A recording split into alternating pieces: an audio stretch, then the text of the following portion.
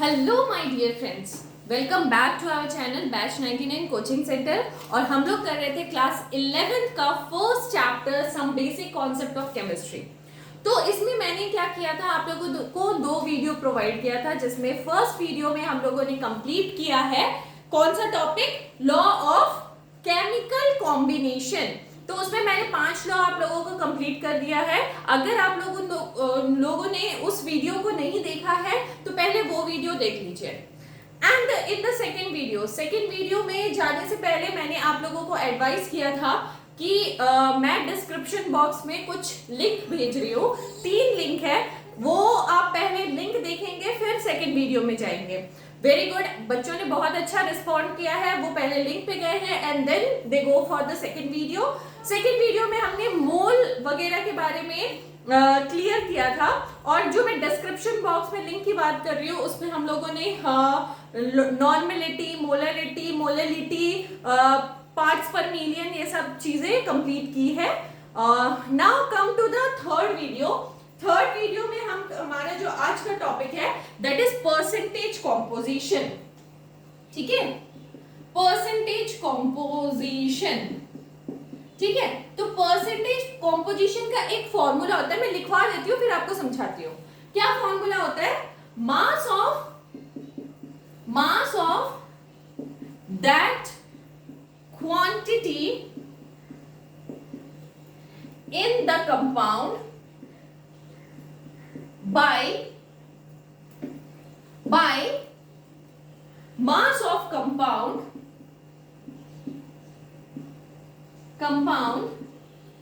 into 100। ठीक है, चलिए इसको मैं समझाती हूँ विद एग्जांपल कि ये कहना क्या चाहता है, परसेंटेज कॉम्पोजिशन कहना क्या चाहता है। If I am talking about percentage of oxygen in water, बताइए कि परसेंटेज ऑफ ऑक्सीजन वाटर में कितना है। ठीक है, सो वाटर का formula H2O, so we need this oxygen का परसेंटेज इन वाटर। ठीक है, तो परसेंटेज कॉम्पोजिशन निकालने के लिए हमको क्या करना होगा? परसेंटेज कॉम्पोजिशन निकालने के लिए हमको क्या करना होगा? Mass of that quantity in compound, है ना। तो उस क्वांटिटी का कितना मास है कंपाउंड में, तो molecular mass of oxygen is 16 and hydrogen का 1। तो mass of that compound in quantity in compound कितना है? 16 by total mass of compound, है ना। तो टोटल मास कितना है? H is 2, तो 2 प्लस 16। ठीक है, तो 16 बाय 18, अच्छा इंटू 100 क्यों? इंटू 100 क्योंकि हमको परसेंटेज निकालना है, राइट? क्योंकि हमको परसेंटेज निकालना है, तो जो वैल्यू आएगा that is the percentage composition. Understood? समझ आ रहा है? मगर अगर तुमको पूछा गया परसेंटेज कॉम्पोजिशन निकालना है किसी भी चीज का इन अ कंपाउंड, तो तुम क्या करोगे? पहले उसका मास डालोगे, देन टोटल मास इनटू 100। या क्या ये केमिस्ट्री है? ये तो मैथ्स में भी यही चीजें करते हैं ना। तो बस लॉजिक लगाना है और सॉल्व करना है। और फॉर्मूला तो बस एवी बना हुआ है फॉर दोस्त बच्चे जो कि समझ नहीं पा रहे। ठीक है, बट समझो यार, मैथ सही है, सिंपल मैथ। परसेंटेज किसी चीज का निकालना है तो हम क्या करते हैं? उसका मास रखते हैं by total mass into 100। That is the simple thing. ठीक है, हो गया। चलो, अगर मैं पूछूं कि right the percentage composition of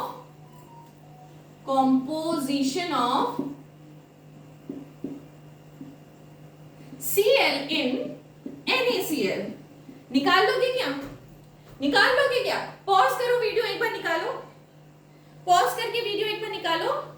हो गया। चलिए करते हैं। सो परसेंटेज कॉम्पोजिशन में हमको सबसे पहले क्या चाहिए? Molecular weight.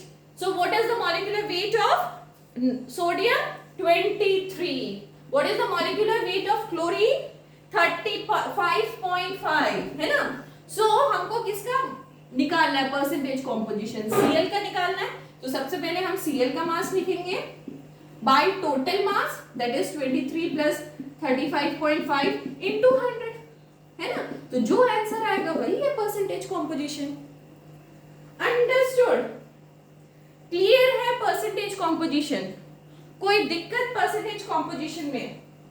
चलिए, अगर दिक्कत नहीं है सो बढ़ा जाए, मॉलिक्यूलर फॉर्मूला और इंपेरिकल फॉर्मूला में क्या डिफरेंस होता है।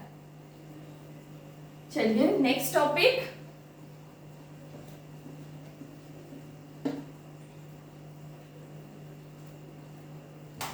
मॉलिक्यूलर फॉर्मूला,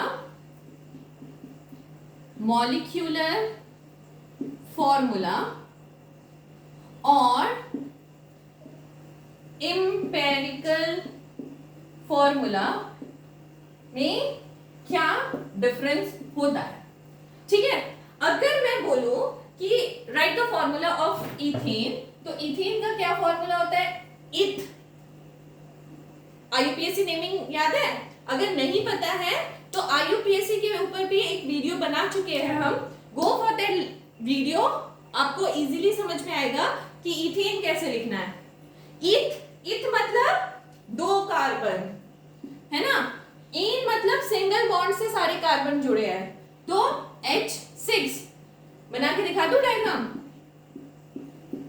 कार्बन के कितने हाथ? 4 हैंड्स है ना, तो C2H6, so this is ethane. ठीक है, तो कॉन्सेप्ट ये नहीं है कि इथेन क्या है, यहाँ पे कॉन्सेप्ट हम इथेन के ऊपर स्ट्रक्चर या आईयूपीएससी नेमिंग वगैरह हम नहीं पढ़ रहे।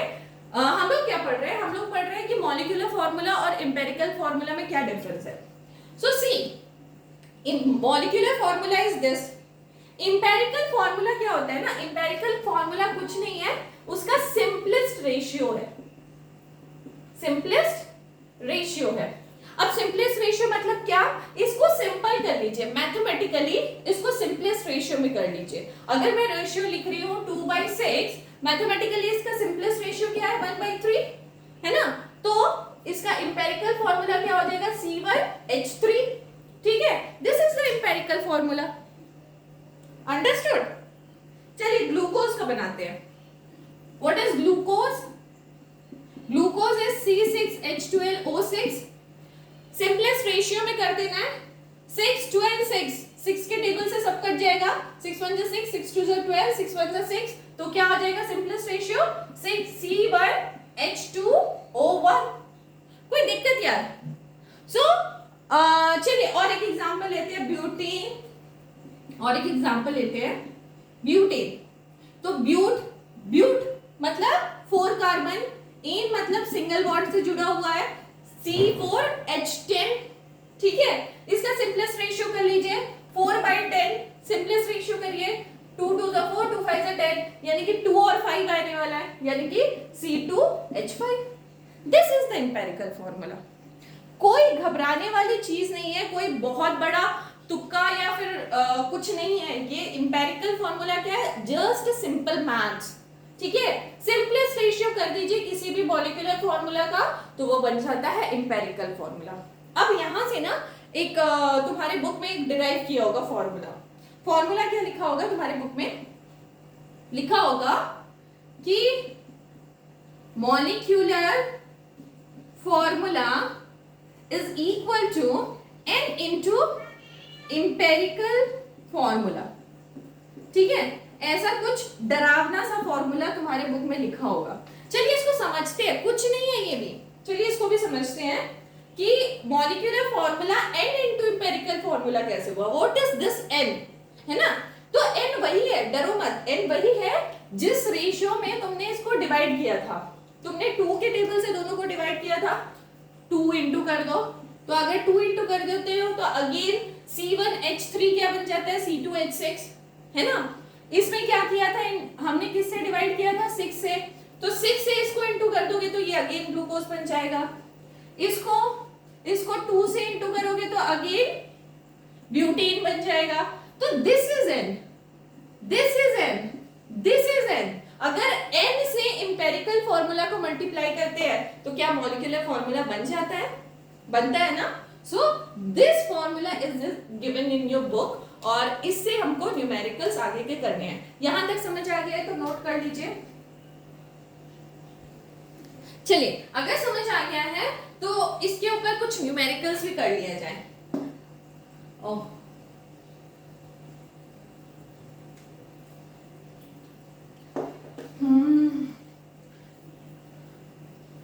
चलिए रिमूव हो गया।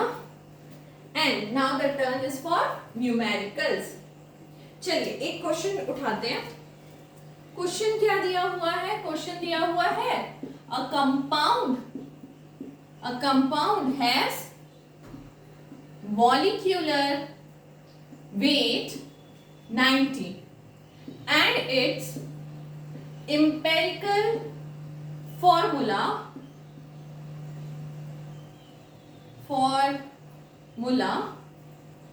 is CHO2. So find molecular formula. ठीक है, ऐसा एक क्वेश्चन दिया गया है आपको। क्या बोला है? ध्यान से क्वेश्चन को समझना। क्वेश्चन में बोला गया है कि a compound has molecular weight is this. क्या बोला है? मॉलिक्यूलर वेट है ना। सो मॉलिक्यूलर वेट इज दिस, ऐसा कुछ दिया हुआ है। एंड बोला है कि it's empirical formula is this. Okay, molecular weight is this, empirical formula is this, find the molecular formula. तो हमने एक फॉर्मूला डिराइव किया था इसको करने से पहले। क्या? Molecular formula is equal to n into empirical formula. ये हमने डिराइव कर लिया और ये हमने फॉर्मूला सीख लिया है कि कैसे आएगा। ठीक है, बट तुम यहाँ पे देखो तो molecular formula, you have to find molecular formula, और n भी कुछ नहीं दिया हुआ है। n दिया हुआ है क्या क्वेश्चन में? कहीं भी n प्रोवाइडेड है क्या क्वेश्चन में? नहीं, n भी हमको नहीं दिया हुआ है। सो पता क्या है? हमको एम्पिरिकल फॉर्मूला पता है। चलिए, एम्पिरिकल फॉर्मूला पता है और n निकालना है। n निकालना है तो एक फॉर्मूला होता है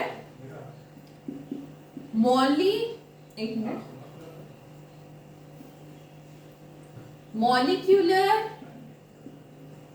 weight is equal to n into empirical weight। ठीक है, अगर ये कॉन्सेप्ट था क्लास 10th से, अगर किसी बच्चे को ये कॉन्सेप्ट नहीं पता है तो प्लीज मुझे कमेंट बॉक्स में लिखिएगा, पक्का लिखिएगा ये फॉर्मूला कैसे आया। ठीक है, अगर जिसको नहीं पता है तो इस फॉर्मूले के बारे में मुझे बताइएगा। This is a concept of class 10th। मैं पक्का आपको बताऊंगी कि ये फॉर्मूला कैसे डिराइव हुआ। ठीक है, अभी अगर हम डेरिवेशन पे जाएं और चीजों पे जाएं ना तो थोड़ा सा टाइम लगने वाला है। तो अगर आप मुझे कमेंट में बताओगे तो मैं इसका भी रीजन बताऊंगी कि ये फॉर्मूला कैसे आया। फिलहाल के लिए molecular weight is equal to n into empirical weight. ठीक है, तो अगर मुझे n निकालना होगा तो n का क्या होगा? ये एम्पेरिकल वेट यहां चला जाएगा। So molecular weight by empirical weight हो जाएगा, है ना। तो मॉलिक्यूलर वेट तो अपना गिवन है 90। What will be the empirical weight? अच्छा, एम्पेरिकल वेट निकालने के लिए ना पहले से क्वेश्चन में आपको यहाँ पे गिवन रहेगा कि C का मॉलिक्यूलर वेट इज 12, H का molecular weight is 1 and O का मॉलिक्यूलर वेट इज 16। तो इसके लिए घबराने की चीज नहीं है, ये आपको गिवन रहेगा। तो एम्पेरिकल वेट निकालना है तो एम्पेरिकल वेट इससे निकाल लो। इससे क्या होगा? 12 प्लस 1 प्लस 16 इंटू 2। ठीक है, करोगे तो आएगा 90 बाई 12 13 और 45। ठीक है, और इसको काट दोगे द आंसर इज 2। मतलब n की वैल्यू 2 आ गई। n की वैल्यू यहाँ पे पुट करने से क्या आंसर आ जाएगा? देखो, molecular formula is equal to n into empirical formula. n हमको मिल गया है, एम्पेरिकल फॉर्मूला हमको गिवन है क्वेश्चन में। यस, मॉलिक्यूलर फॉर्मूला आ जाएगा। So put the value of n in equation 1। तो क्या होगा? Molecular formula is equal to n into empirical formula. तो क्या हो गया? n क्या है? 2। What is the empirical formula? Empirical formula is CHO2। तो 2 से मल्टीप्लाई। ठीक है, तो ये क्या हो जाएगा? C2H2O4। ठीक है, समझने में कोई दिक्कत? कोई दिक्कत? चलिए, यहाँ पे मैंने जो चीज नहीं बताई ना उसके लिए मुझे थोड़ा सा लग रहा है कि थोड़ा सा कॉन्सेप्ट दे दो। ठीक है, देखो molecular formula is equal to n into empirical formula होता है, ठीक है। इतना तो हमने डिराइव कर लिया और इतना हमने सीख लिया।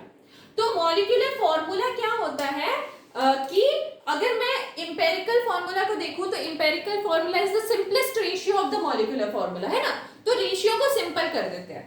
तो वेट अगर तुम देखोगे मॉलिक्यूलर वेट, अगर वही चीजों पे आ जाओ, C4H10 what is this, butane, है ना। अगर मैं यहाँ पे ब्यूटेन रखूं और यहाँ पे एम्पिरिकल वेट फॉर्मूला लिखूं तो ब्यूटेन का एम्पिरिकल फॉर्मूला क्या हो जाएगा, C2H5, मतलब रेशियो हाफ हो गया।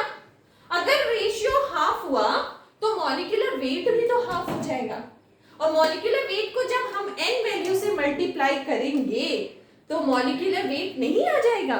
ध्यान से देखो, एक बार कॉन्सेप्ट बनाओ चीजों का।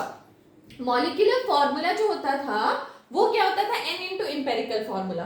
क्यों होता था, क्योंकि empirical formula is the simplest ratio, है ना। तो एम्पिरिकल फॉर्मूला जब सिंपलेस्ट रेशियो होता था तो मॉलिक्यूलर वेट जो इसका आएगा वो भी तो इसका सिंपलेस्ट रेशियो, एम्पिरिकल वेट भी इसका सिंपलेस्ट रेशियो का ही वेट होगा। अब जब वेट को हम n से मल्टीप्लाई कर देंगे तब मॉलिक्यूलर वेट नहीं आ जाएगा, ठीक है। तो वही कॉन्सेप्ट है यार, molecular weight is n into empirical weight, क्योंकि molecular formula is n into empirical formula. Done, ठीक है। क्वेश्चन में मैंने कोई भी डाउट नहीं छोड़ा। आई थिंक सो कि क्वेश्चन बिल्कुल क्लियर होगा आपको, ठीक है। चलिए एक क्वेश्चन और आता है वेपर डेंसिटी के ऊपर। सेम क्वेश्चन रहेगा बट यहाँ पे मॉलिक्यूलर वेट ना देके वेपर डेंसिटी दिया जाएगा, ठीक है।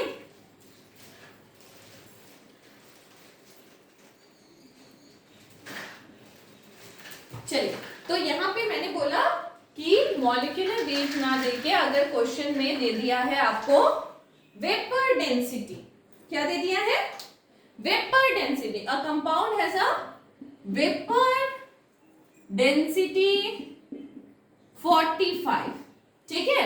तो बोला है क्वेश्चन में कि a compound has a vapor density 45 and its empirical formula is CHO2, find its molecular formula।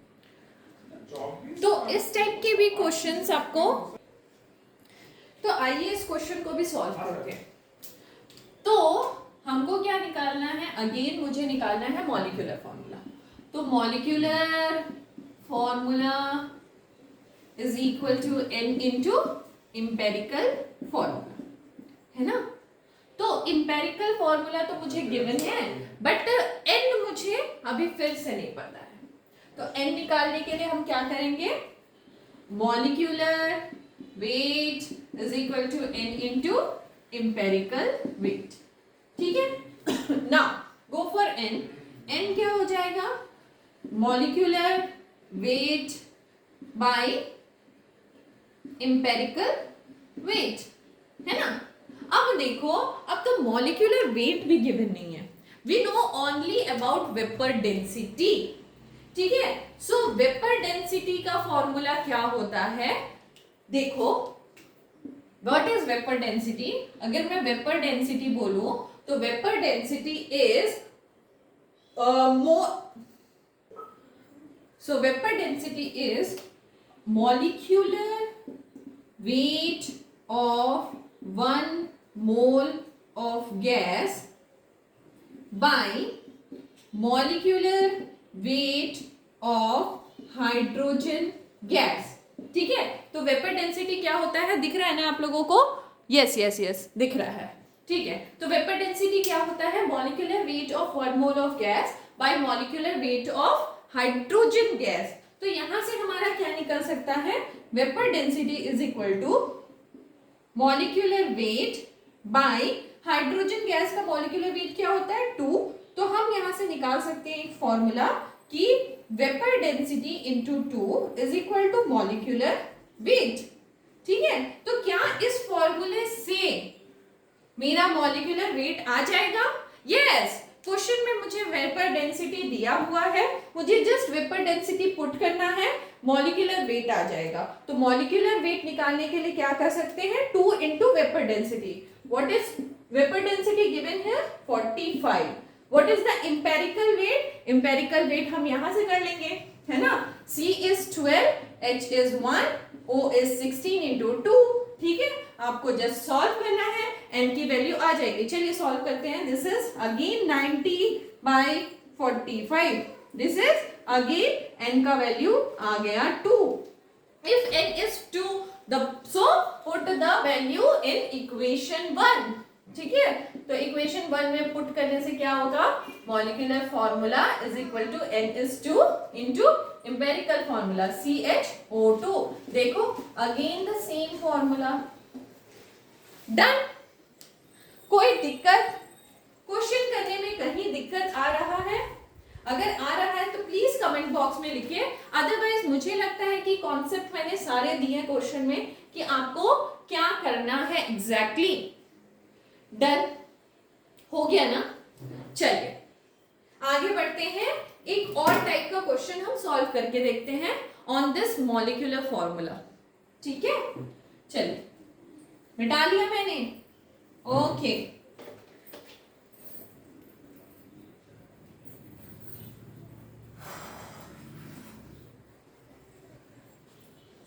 So the next question is like, क्या दिया हुआ है क्वेश्चन भाई?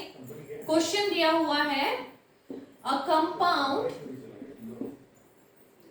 Carbon is equal to 40%। एक कंपाउंड में कार्बन है 40%, हाइड्रोजन है 6.7% एंड ऑक्सीजन है 53.3%, ठीक है। सो मॉलिक्यूलर मास जो है उस कंपाउंड का, मॉलिक्यूलर मास जो है उस कंपाउंड का दैट इज 60।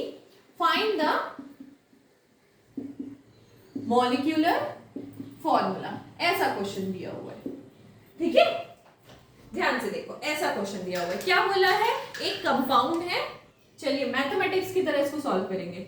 एक कंपाउंड है, सपोज उसमें 40% है कार्बन, है ना। तो चलिए यहां से यहां तक ले लेते हैं। This is the amount of carbon, ठीक है। ये कार्बन है, ठीक है। This is 40%, very nice. 40% carbon है। उसके बाद 53.3% जो है वो ऑक्सीजन की मात्रा है, वेरी नाइस। और हाइड्रोजन की मात्रा बोल रहा है, हाइड्रोजन की मात्रा बोल रहा है 6.7%। देखो पूरा अगर मिला के 100% हो जाता है तो ये कंपाउंड बन जाता है ना। इसमें केमिस्ट्री नहीं है यार, इसमें मैथमेटिक्स है, दिमाग लगाओ। कि अगर oxygen is 53.3%, carbon is 40%, hydrogen is 6.67%, मतलब टोटल मिला के अगर 100% हो रहा है तो ये कंपाउंड बन रहा है। Very nice, question is very correct. एक कंपाउंड बन गया और एक कंपाउंड का मॉलिक्यूलर मास इज 60, ठीक है। Molecular mass is 60। तो आपको निकालना है उस कंपाउंड का मॉलिक्यूलर फॉर्मूला, ठीक है। एक मिनट ध्यान से सोचो, मैथमेटिक्स की तरह सोचो आप कैसे करोगे। Okay, now come to the question.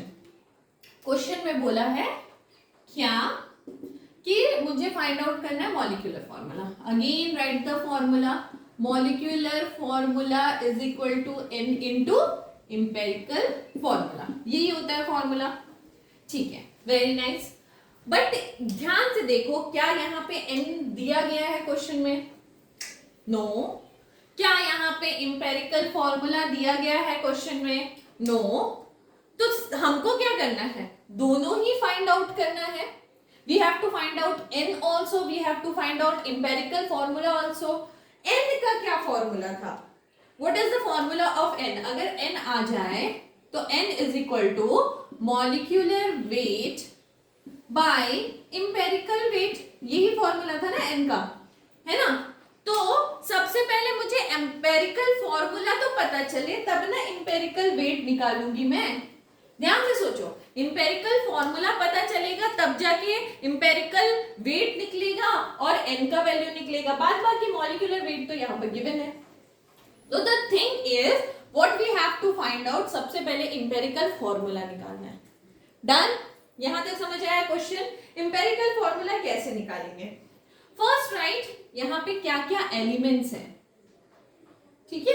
Element है कार्बन, हाइड्रोजन एंड ऑक्सीजन, ठीक है। सबका परसेंटेज कॉम्पोजिशन क्या है यहाँ पे, कार्बन है 40%, हाइड्रोजन है 6.7% एंड ऑक्सीजन जो है वो 53.3%, ठीक है। अब सबका लिख लो एटॉमिक वेट, क्या लिख लो सबका atomic weight. Atomic weight of carbon is 12, hydrogen is 1 and oxygen is 16। अब क्या करना है, एटॉमिक रेशियो, देखो क्या निकाल रहे हैं हम, एटॉमिक रेशियो। भाई ये कुछ नहीं है, फिर से मैथमेटिक्स है। क्या मैथमेटिक्स है भाई, इसमें सोचो एक बार दिमाग लगाओ, क्या मैथमेटिक्स है। अगर 40% है और एटॉमिक वेट इज 12, तो वो कितना कंट्रीब्यूट करता है कंपाउंड में, ये वही चीज निकाल रहे हैं ना हम, कि अगर 40 इज द परसेंटेज और atomic weight is 12 of a compound, तो वो कंट्रीब्यूशन कितना है उसका कंपाउंड में। सो एटॉमिक रेशियो क्या होगा, एटॉमिक रेशियो हो जाएगा परसेंटेज बाय एटॉमिक वेट, यही होगा ना, है ना। तो कंट्रीब्यूशन पता चल जाएगा कि सी का कितना कंट्रीब्यूशन है भाई, कितने मतलब रेशियो में सी प्रेजेंट है एक कंपाउंड में, है ना। तो रेशियो निकालने से ही तो हमारा एम्पिरिकल फॉर्मूला निकलता है। दिमाग लगाओ थोड़ा सा, सोचो कि अगर मेरे को इसका पता चल गया कि ये रेशियो कितना है, तो yes we can find the empirical formula also, ठीक है। तो रेशियो निकाल लो, तो रेशियो क्या होगा 40/12, ठीक है। इसका क्या होगा 6.7/1, इसका क्या होगा 53.3/16, ठीक है। इसको सॉल्व करोगे तो आपका आएगा इसका आंसर समथिंग 3.33, इसका तो 6.7 ही आएगा और इसका भी 3.33 आएगा, ठीक है। अब इसमें ध्यान से देखना, थोड़ा बहुत ना अप्रोक्सीमेशन चलता है यार, थोड़ा बहुत अप्रोक्सीमेशन चलता है। We have to find the simplest ratio, है ना।